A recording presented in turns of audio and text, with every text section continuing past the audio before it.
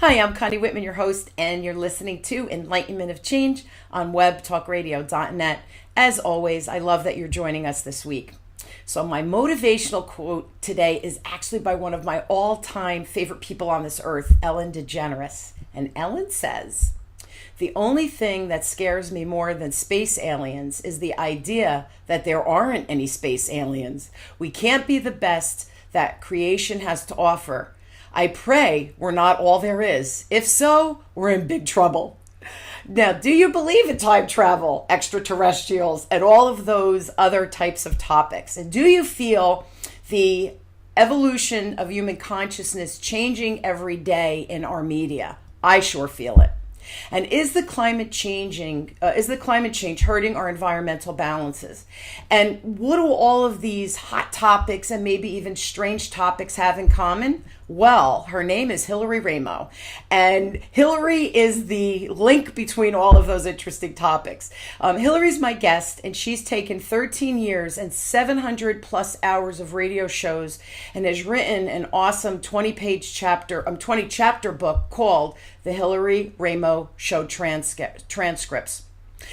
She's had many thought-provoking, belief-changing, breathtaking, mind-bending conversations with some of the most important newsmakers, risk-takers, and earth-shakers, and groundbreakers on the planet, and turned all of that awesome information into a book. Now, Hillary's background is actually in business psychology, real estate, and insurance, and she's bridged the healing arts throughout her traditional training. Now, as a Reiki master teacher and I hope I say this right, Yusui and Karuna Reiki, thank you, a non-denominational ordained minister, author of 3 books, and longtime well-known alternative media radio host. Hillary is also an award-winning photographer and artist, extremely creative, as her love for the creative process expanded over her years on the air. Hillary guided, mentored, and coached new radio voices as she helped people seeking to bring their voices and viewpoints into the world. Hillary has led groups to Egypt and Sedona, as well as traveled the world photographing landscapes. Her favorite being the old growth forest in Ireland and British Columbia. Whoo! Long intro. Thank you so much for being on the show, Hillary, and sharing your time with us. Well, thanks for having me. It's a pleasure to be here, Connie. Looking forward to the conversation, actually. I am too. Now, I did read your book, and it was very interesting. Those 20 chapters had very interesting topics and discussions, again, with these brilliant minds that you've interviewed over the years. So now, my first question is, how did you choose the 20 conversations in the book based on that, 700 hours of recording that you had? Sure. Well, let me tell you, first of all, it was a very difficult thing to do because I've loved all my guests over the years. And I always felt that every conversation that I had on the air was worthy of an audience and felt that the information was valuable. So the first thing I did when I went through all the content that I had produced over the course of a decade was to think about what was going on today and take a look around at the collective platform to see, well, what's on everybody's mind? Where is the general energies? And as a Reiki master teacher, it's very easy for me to do with a background in healing arts to take a look at what's going on in the macro field and how it relates to the micro field of each person individually, perhaps, or our own little cosmic orbits as we go about our daily lives. So one of the things that I found very useful and important was technology. The progression of technology and consciousness was kind of where I started. And then I took a look at the shows that I had done over the years and which ones were my most favorite, the most downloaded, the most popular. And then I also took a look at the ones that weren't perhaps as popular, but just as needed. Perhaps the authors weren't as well known. They didn't have as big of platforms as other authors had, but needed to have their stories told, and their work was very important and valid. And because we've seemed to get into this real interesting place where we validate people's credibility based on their followings.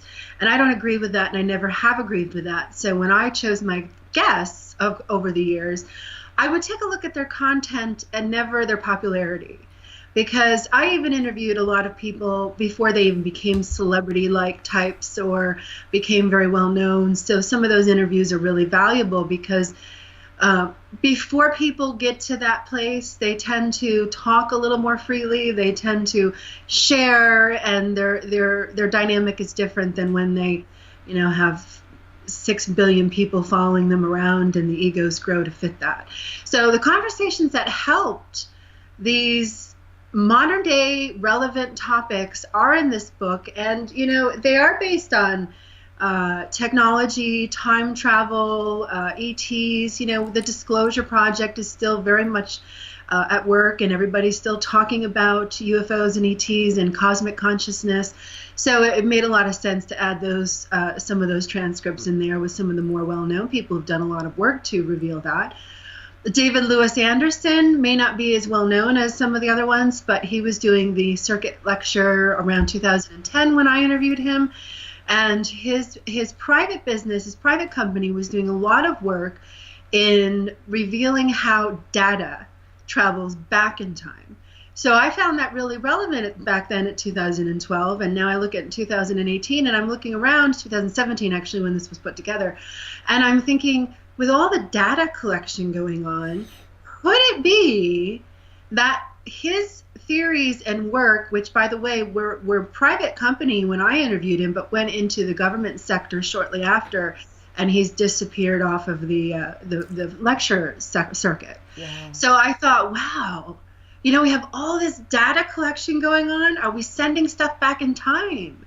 So I felt like his transcript, his show, the information that he gave out was really relevant and created a really interesting conversation, don't you think? Absolutely. And all of the topics, again, the 20 chapters, all the different people you had on and the different topics, again, extraterrestrial technology, data collection, all that.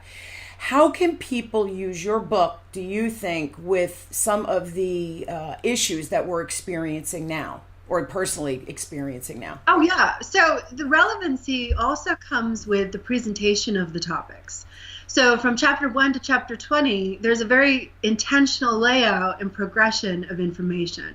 So if the reader goes from page 1 to the last page, they'll be able to hopefully see the progression of information as they read through it and be able to put their own dots together and see a pattern of progression that is interesting, maybe a little disturbing, and also hopefully encourages readers to go out and take a look at these topics, because what we're seeing now is a clampdown on alternative perspectives and alternative information.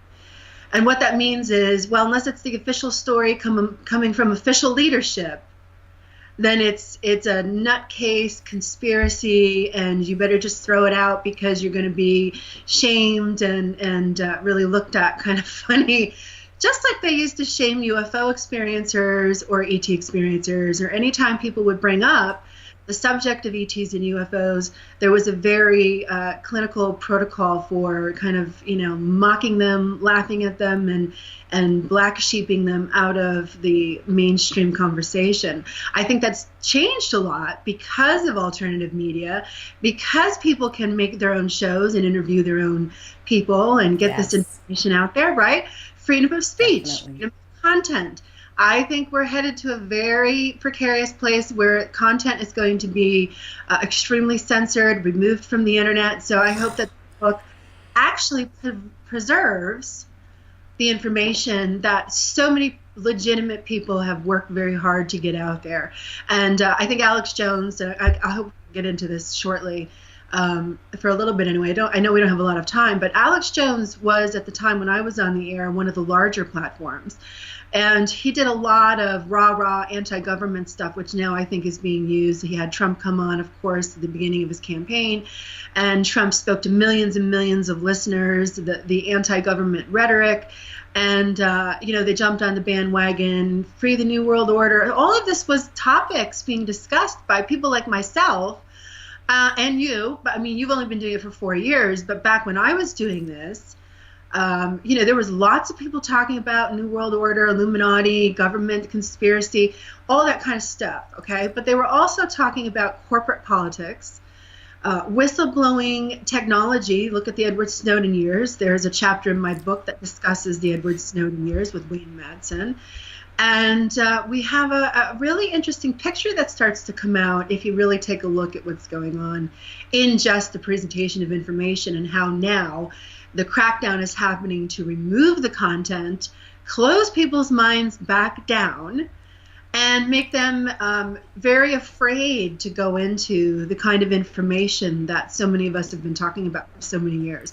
And hopefully this book will be a testament to that. Well, it's interesting. And I think it was in your book that you said, like, what's going on in our politics today, that they're screaming louder and louder at each other, but they're screaming louder and louder because they're afraid that they're actually losing control of controlling our minds in the media and all these things. So, you know, when you're backed up against the wall, right, as humans, what do? We we retaliate. So it's kind of interesting. Now I have an interesting question. How has all of those experiences over the 13 years for you interviewing these really interesting people on these truly diverse and like you said, sometimes conspiracy theory topics, how has it molded your perspective or changed your perspective over time? Well, one of the things I realized very quickly was that my perspective is unique and unusual compared to most people's perspective, because I have a very distinctly different life experience than most people. And I would include other people like myself who've done similar shows for long runs and have talked about similar material. Because you can't research and go into this kind of material and not have it change you. And you can't read the books of some of my guests and not have that information change you. And at the very least, it changes your perspective, which changes everything really, right? So it's all how we see things. And what I see going on now in the larger collective energies and macro scene is this intense energy flying around, pointing fingers, forcing people to take sides, or so it would seem, right? Yes, absolutely.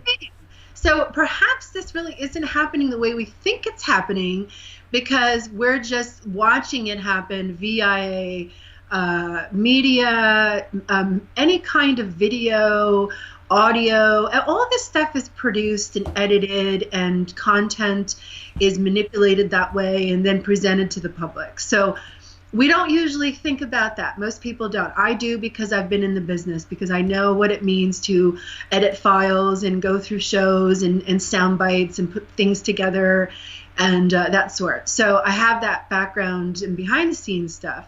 I think people have become a little naive in how media can really change people's perspectives. So what happens when you have a presidential election that can't necessarily be manipulated anymore by the old ways of manipulating things, because the internet has allowed so much opening of consciousness, opening of opinion, opening of perspective, connection. All of this has become so very important. You know, social media is relatively new. It only really came out within the last decade or so. I was on the air actually when it first started to roll out. Facebook first started to roll out. Social media really didn't become too popular, with the exception, I think it came out, I want to say like 2005, 6, 7, 8, somewhere in there, okay? And I was right in the middle of my show, bringing people online. So it was a fantastic way to spread the information. You could get online, you could share it, you can tweet it, you can do all this stuff, you can build your following. People that maybe might not necessarily know who you are, learn who your information is, all this stuff, right? That was a real problem, because it also allowed people like Alex Jones, myself, other people along those lines to get this information out and to sway opinions. And what happened is it became impossible to work the political angles as they're usually worked. Politics only really work when people don't know other options. They only know one candidate or two candidates, or one perspective or two perspectives on something. But when you present an alternative perspective, for example, 9/11 is a huge topic for people. And when you start talking about alternative theories about what happened on 9/11, you're talking about conspiracy, right? Technically. But you're not really talking about conspiracy. You're talking about alternative ways of perhaps other than the official story. And we all know how hard our leadership has worked in presenting the official story on 9/11 and shaming everybody else who thinks otherwise.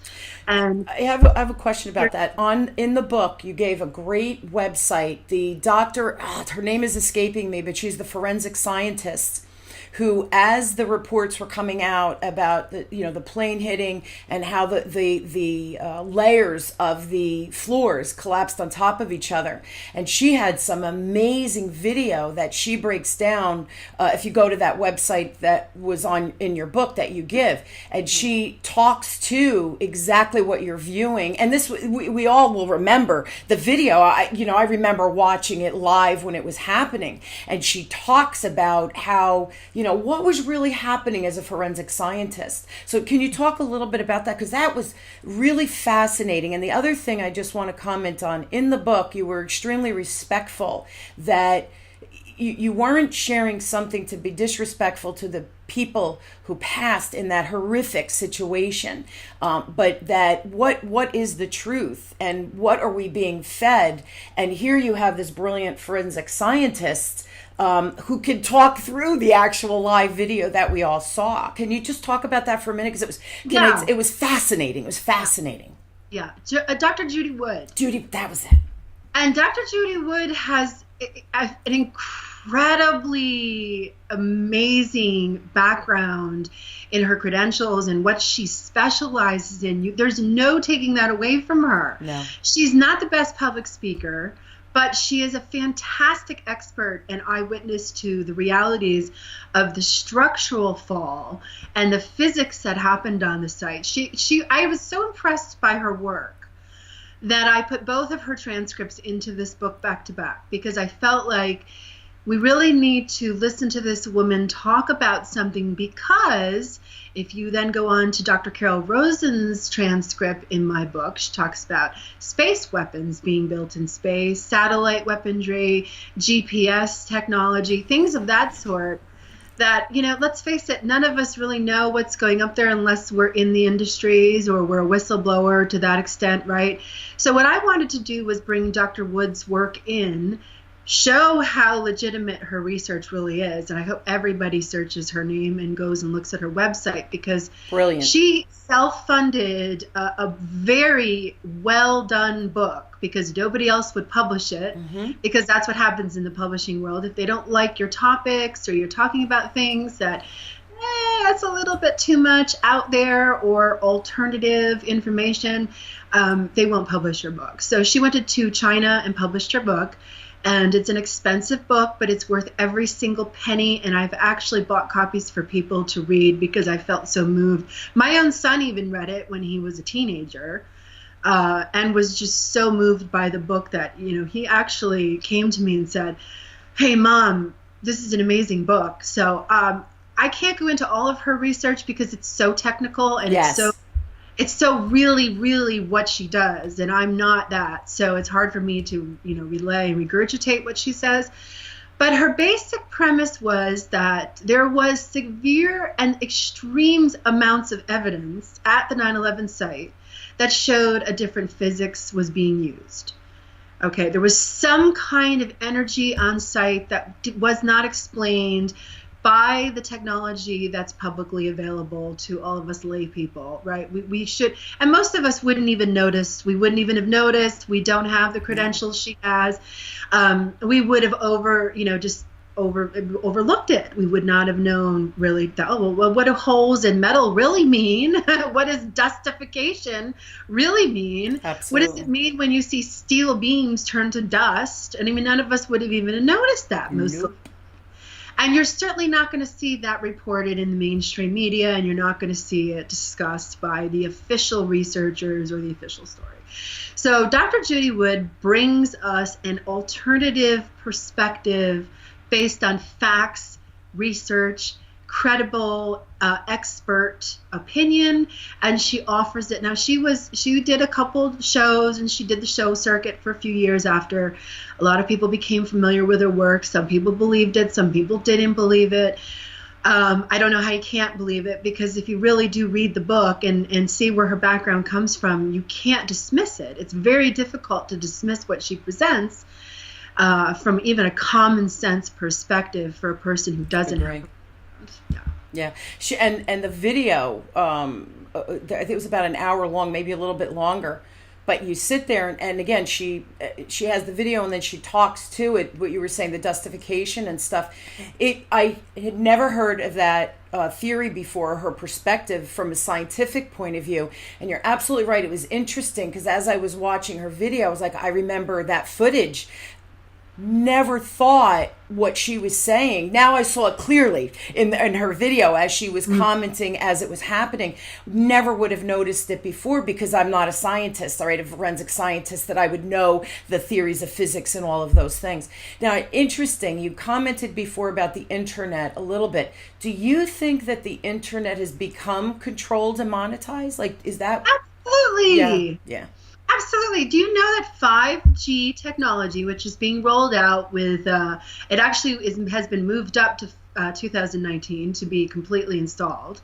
But 5G technology runs on the same frequency, the same EMF frequency that the Pentagon uses for crowd control.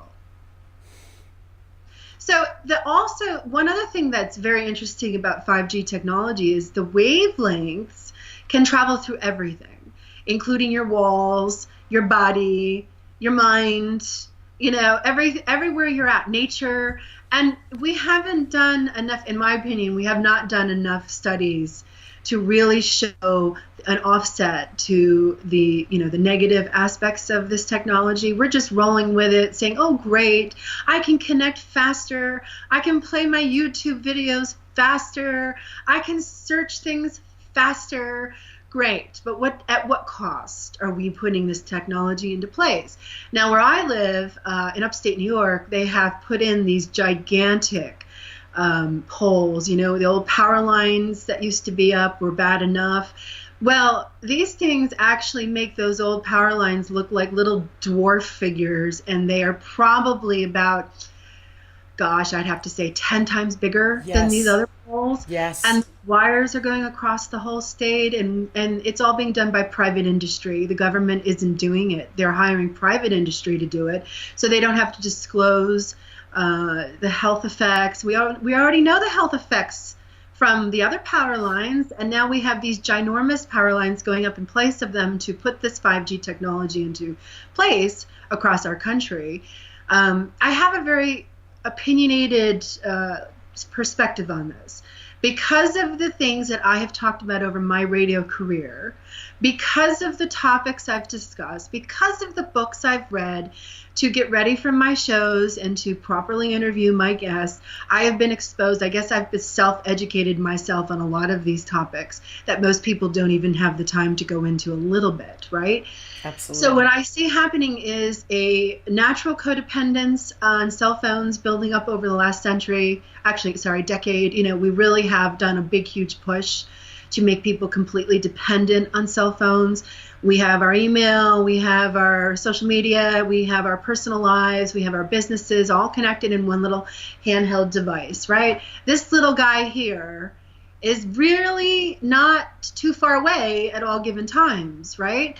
But when you realize that the waves that are coming out of your handheld devices or your iPads or your laptops or all of these things we use now to do our work and to connect our lives is actually damaging a lot around you and within you and changing the human mind and what are the repercussions of this, and how come we don't take a deeper look at the technology that is just being blindly put into place by private industry and government industry? Of course it's controlled. Yeah, and I'm cracking up as you say this. My husband and I recently went to Canada for he's Canadian, and we had family up there who we celebrated a 90th birthday for his aunt. It was wonderful. And we're driving from New Jersey. I'm in Jersey all the way up, and we went through Pennsylvania and around to get to Canada and in Ontario. the power lines that you're talking about, my husband laughs because I see him and I go, it's cancer. They're projecting cancer. They're projecting illnesses. And he laughs at me. He's like, why do you get so riled? And I said, because we're allowing it. And these towers are just so bad. Like, really, do we need faster phones? And the other concern, it was funny you're saying that because I have children. I have a 22 and a 19-year-old, 2 boys. Hillary, they are on their devices all the time. And then now they're in college, they're on their computers all the time. They don't get a break from the technology, and that concerns me. Long term, what is going to be the health effect to humans, 20 years from now, even if it doesn't affect you and I, how about our kids, our grandkids, and maybe even our great grandkids? So all of these technologies, they really do freak me out. It's funny that you're mentioning the towers, these huge high energy, whatever they're called, but the output is, I can't stand them. And I think we recently moved, and that was one of my, I'm like, oh no, we can't move here. Those towers are like a mile away. That's too close for me. And I don't know why the fear is there, but it's an intuitive thing for me. But that you mentioned it, this technology is really freaking me out to a large extent because we don't know the long-term repercussions, right? Well, they don't care about the health repercussions are not a concern to the companies. The agenda goes a little darker than that. And I want to just say before I start talking about this, because I have a healing arts background, I am sensitive to people being afraid of this information. And so it's counted on that most people will be afraid of this information and won't go looking. Okay. Absolutely. It's counted on that people who can and do have the power to change these things will stick their heads in the sand and run away from it and say, oh my gosh, I can't talk about that. It's too dark. It's too negative, blah, blah, blah. Right? Well, after it's been all put into place and we realize what it really is, it's going to be too late to really do anything about it. And then it's just going to become a matter of offsetting the energy that we're going to be inundated with. Absolutely. In China, they have released an interesting thing. They have this digital life over in China that now has just connected everything. And people have what's called a social credit score. And this social credit score is based on what other people think of you, what other people have reported about you, what your real credit score is, how much debt you have. A lot of different dynamics go into it. But what's mostly putting it into place is a massive digital infrastructure that creates a surveillance type society, meaning that you walk down the street and all the cameras that you see now all over, in the name of terrorism and in the name of school shootings and in the name of all of these things that have caused us to be in need of constant surveillance, right? We've been sold that as a package. We've been told that we need this. We've been sold it as a convenience.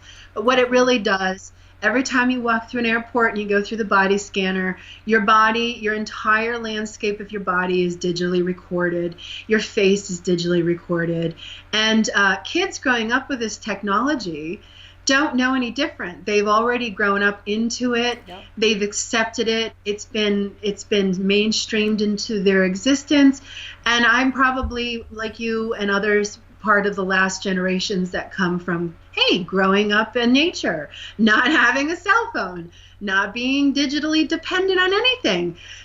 What a concept, right? But now it's outdated and it's considered, unuseful in today's modern world. I have to disagree with that.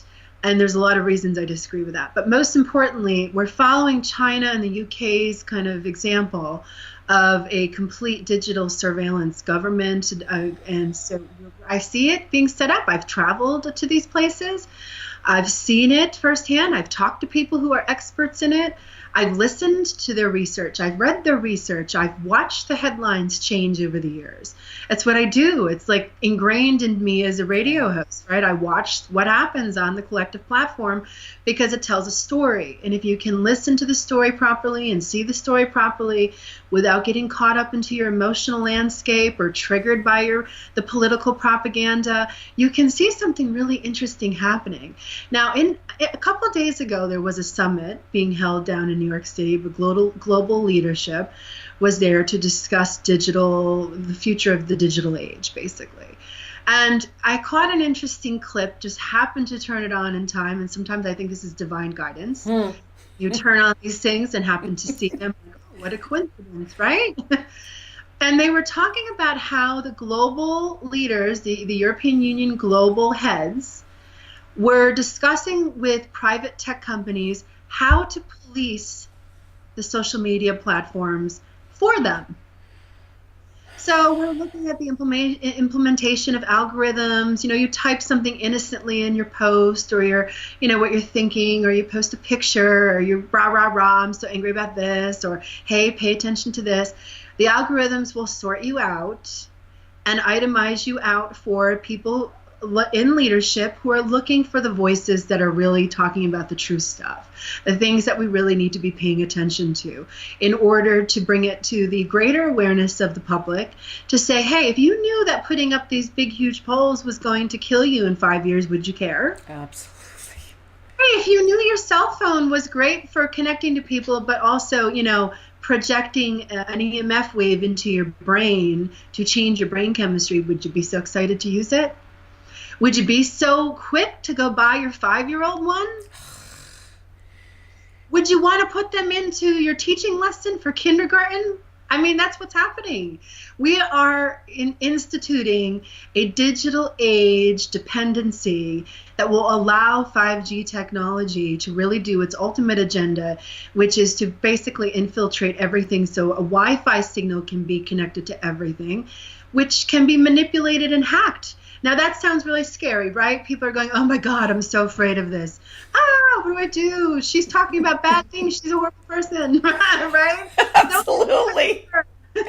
She's awful. No, I think fear, not being afraid, is about being able to talk about this stuff, okay? We talk about fear. We talk about don't be afraid, don't get pulled in. Well, it's great, and it's true. But not to the point where we're completely unable to have any other kind of discussion about it, or to put it on the table and say, hey, what do we think about this? What should we do, really? Fear is a tactic. Fear can be used as a tool. Fear can be manipulated. We grew as human species. It was one thing to be afraid while walking through the woods that a bear is coming, right? That's real life fear. Yep. That's fear for your life. That's run. But we have become so safe in our settings, pretty much for the most part, that fear now is really mostly psychological. So psychological fear is much different and much easier to manipulate than instinctual survival fear. I have to make you laugh. My dad is an immigrant from Italy. He was 19, he came here, he's now 88, right?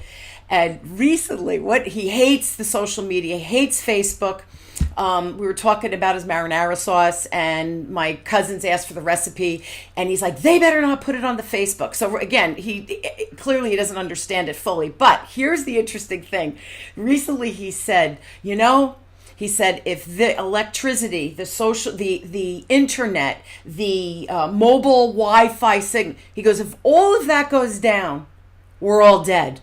Like, what are you talking about? He goes, the United States will not be able to survive if they can't turn on their water, if they can't Google a map of how to get from point A to point B. If there's a bridge that collapses, what do I do now? I don't have Google. Nobody has a map anymore. He said, I'm telling you, we'll all starve to death and we will all die because nobody's going to know what to do. There will be mass chaos. And that's really what you're describing. We've become so dependent on these tools, right? The phone as a tool. And how many times do you Google where you're going? We do it. We all do it, right? Yeah. See, here's the antidote to that. Okay. I recently came back from the high peaks Adirondacks. I was up there for a retreat. Awesome. And it's one of the least light polluted areas in the northeastern United States. Mm-hmm. So the first thing I noticed when I was up there was, wow, how quiet and how still everything was out in the woods. It was amazing. And nature was so much different. The colors were brighter. Absolutely. There were so many differences. And then when I came back to upstate New York, Albany area where I live, I realized instantly the colors were muted. Nature was showing me distress. That's what I keep seeing in the trees. We have famous leaf color change here, as you know. You live in New Jersey, right? Yes. And people travel from all over the world to come see our leaf change. Yep. And the color, I've lived here for 45 years, and the colors are different this year. There's something going on in our environment that is giving us a lot of signs and a lot of clues that things are going on, and we need to be able to pay attention better, and we can't do it when our face is buried in our phones. You're right. We cannot make an artificial frequency that nature emanates naturally. We just can't reproduce it. It's not the same thing as being out in the woods or being outside by yourself. And I don't care how you do it. I don't care if you walk 10 feet in or you walk 10 miles in. It doesn't matter. Whatever your relationship is with nature, it's a vital frequency. So we can do it with meditation. We can do it with making conscious disconnection time, teaching our kids to not grow up dependent on it. Don't give the kids cell phones. It's really bad for the development of their brain. It can give, young girls and young men carry it around in their back pocket, which emanates radiation through their ovaries, and sperm counts are low. So, I mean, there's a lot of good reasons to say no. And I think if we just became more educated in the realities of the technology that we're dealing with, because I have these conversations a lot, and people are like, what? I don't even understand what you're talking about. I've never heard anything about that. You must be a conspiracy theorist. And then they just glaze over and they shut down because they've already discredited you in their head. I can promise you that is an agenda that our leadership is taking very seriously, and they're using Alex Jones as an example, and they're going to go after other people who talk about these subjects even in a more rational way, because Alex is very, high energy, rah, rah, rah, and not everybody is like that. And there's been a lot of really good people in the industry of alternative media who have worked really hard to be diligent in their research and to give the information to the public in a way that's really responsible. Absolutely. We're out of time, Hillary, but this is fascinating. And the book, honestly, was fascinating. And just, the videos that the websites that you include as well, for people to formulate their own opinion and hear what these experts are saying that has been hidden from us, I think is real important. And with the digital stuff, I agree 1,000%. It scares the crap out of me because these phones are killing us, one little piece at a time. So thank you so much for your insight and change, right? The show is Enlightenment of Change. It's about change. Change might not always be such a great thing with all of this technology, so we should educate ourselves, and become more mindful. Guys, I highly recommend you buy Hillary's book. It's the Hillary Raimo Show Transcripts, and they can get it on Amazon UK, Barnes & Noble, and Lulu.com. So check it out. And also visit Hillary's website. It's Hillary Raimo, and Raimo is RAIMO.com.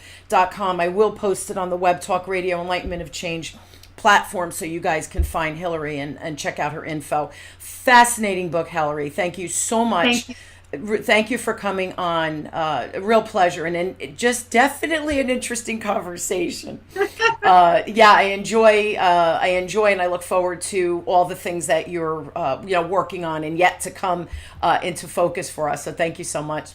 I hope you guys will join me weekly as we question, build, and discover together how to grow and challenge ourselves so we can all embrace change, hopefully good change, and realize that it's possible and easier than we think. And I hope today helped you begin to discover alternatives that we should start looking at for ourselves so we can think more clearly. Thank you again, Hillary, for being a great guest. You guys, you've been listening to Enlightenment of Change with me, your host, Connie Whitman, on webtalkradio.net. I wish you all an inspired week, and go and investigate some of the things Hillary and I talked about today. Thanks, everybody.